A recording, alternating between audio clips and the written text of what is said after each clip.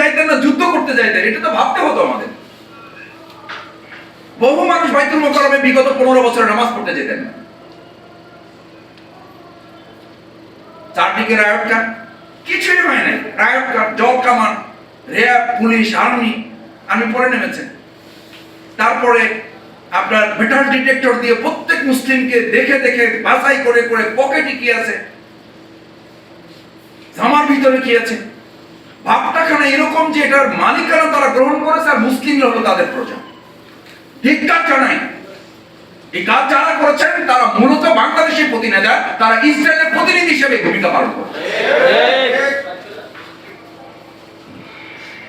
আমি খুব বিস্মিত হই যে আমাদের ফিলিস্তিনের ভাই বোনদের সেখানে হত্যা করা হয়েছে, তাদের ঘরবাড়ি ভাঙা হয়েছে। আপনাদের নিশ্চয়ই এই খবরও আছে। আমাদের বাংলাদেশে বিগত 15 বছরে ঢাকার বাইরে ফিলিস্তিনের মতো একটা রাষ্ট্র, একটা অঞ্চলকে কেউ কেউ নিজেরও নাম দিয়েছেন, সাতক্ষীরা অঞ্চলকে বলা হয় এটা বাংলাদেশের ফিলিস্তিন। ওখানে আমাদের ভাইদের শুধু হত্যা করা হয়নি, একটা পরিবারকে হত্যা করে তাদের বাড়িঘর বুলডোজার দিয়ে ভেঙে দেওয়া হয়েছে। কানে এসেছে? এটার অর্থই হচ্ছে আমি যখন এটা ভাববো, যাই হোক আল্লাহ ভরসা, দেখা যাক কি করা যায়।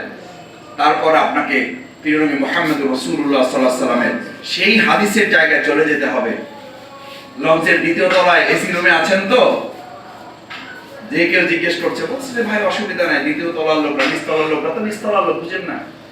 ওনাদের পানির সমস্যা হয়েছে, ঠিকই হবে। ওনারা পানি যদি পাটাতন ফাটিয়ে উঠা, আমি তো দ্বিতীয় তলায় এসি রুমে আছি, নো প্রবলেম। এসব নিয়ে আমার মাথা ব্যথা নাই, এসব ভাবি না। এই জয়জমেলের মধ্যে আমি যেতে চাই না ভাই। 5,000 টাকা দিয়ে কেবিন নিয়েছি, ও সমস্ত হেডেক আমি মাথায় নিতে চাই না। আমরা ওনাদের মতো করুক, পাটাতন ফাটাক, পানি উঠাক, যা করে করুক, আমি দোতলায় এসি রুমে নিরাপদে আছি। এই এসি রুমে নিরাপদে আসি মুসলিম চেতনায় আজকে এক ফিলিস্তিন থেকে গোটা পৃথিবীটাকে ফিলিস্তিন বানানোর ষড়যন্ত্র চলছে। আপনি ভাবার কোনো কারণ নেই। এখন থেকে 10 বছরের মধ্যে যদি আমরা সতর্ক না হই, তাহলে এক সময় এই বাংলাদেশ নিয়ে ফিলিস্তিনের মতো বিভিন্ন রাষ্ট্রে আলোচনা হবে।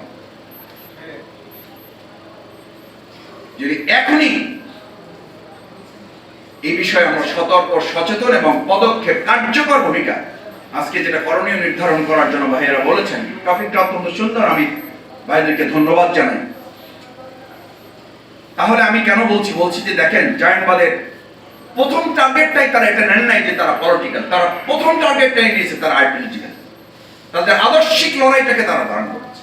তাহলে আমি আদর্শিক লড়াইটাকে ধারণ করতে পারছি না কেন? দলের ঊর্ধ্বে ওঠে, মতের ঊর্ধ্বে ওঠে, চিন্তা দৃষ্টিভঙ্গির ঊর্ধ্বে ওঠে। আমি একটা কথা মাঝে মধ্যেই বলি, ভাইয়েরা, আমাদের বোনেরা, আমাদের সাংবাদিক বন্ধুগণ, আমরা যারা এখানে আছি, মতের ঊর্ধ্বে উঠে, দলের ঊর্ধ্বে উঠে, চিন্তা দৃষ্টিভঙ্গির ঊর্ধ্বে উঠে মুসলিম উম্মাহকে আল্লাহ তাআলা সবচেয়ে বড় নিয়ামত দিয়েছেন, unity of strength. Unity of strength, ঐক্যের শক্তি। এজন্য ওয়াতাসিমু বিহাবলিল্লাহি জামিয়া, শুধু জামিয়া বলে শেষ করে দেওয়া হতো, খালাস, সমস্যা ছিল না, এটা পজিটিভ আইডিয়া। কিন্তু আল্লাহ তাআলা আপনার নেগেটিভটাকে মাথায় দিয়ে এটা বলেছেন যে এটা করবা না, এটা হারাম, তোমার জন্য বৈধ নয়। যদি এটা শেষ হতো ওয়াতাসিমু বিহাবলিল্লাহি জামিয়া, তোমরা ঐক্যবদ্ধ থাকো। শুধু ঐক্যবদ্ধ থাকার কথা বলে, তোমার পছন্দ অপছন্দ, চিন্তা দৃষ্টিভঙ্গি, ভালো লাগা না লাগা, ইচ্ছা অনিচ্ছার ভিত্তিতে ওয়ালা তাফাররাকু, চাইলে বিচ্ছিন্ন হয়ে পড়ো না, চাইলে একজন ভাই থেকে আলাদা হয়ে যেও না, চাইলে একজন ভাইকে ঠেলে দিও না, আরে ওনারা দিয়ে কিছু হবে না, আরে উনি তো অমুক চিন্তা লালন করে, এই আরে অমুক চিন্তা লালন করে, অমুক দৃষ্টিভঙ্গি লালন করে, এই ভিত্তিতেই আল্লাহ তাআলা নিষেধও করে দিলেন। একত্রিত থাকতেও বললেন। এই ইউনিটি অফ স্ট্রেংথটাকে আবার আরো জোর দেওয়ার জন্য ওয়ালা তাফাররাকু, এটাকে আমাদের জন্য হারামও করে দিয়েছে। লা দিয়ে শব্দ কোরআনে যা আছে 1000 সব তো হারাম আমাদের। আমি ছাত্র সংগঠনে থাকাকালীন সময় শ্রীলঙ্কা একটা কনফারেন্সে গিয়েছি। ওখানকার একজন আলেম, আমার নামটা এখন মনে নেই, উনি এটা বুঝাতে গিয়ে যে আমরা এই জিনিসগুলোকে এত হালকাভাবে নিয়েছি, এটা আপনারা কেউ কিছু মনে করবেন না।